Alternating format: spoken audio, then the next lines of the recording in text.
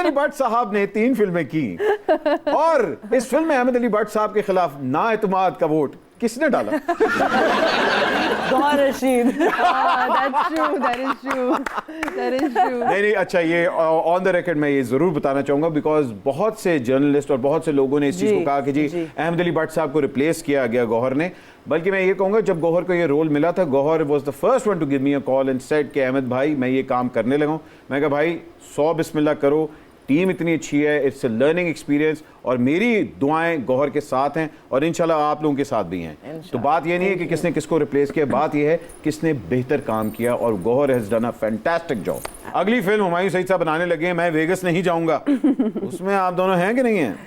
I think हम दोनों। मैं एक और जो उसके बाद आएगी, मैं कोरिया नहीं जाऊंगा उसमें।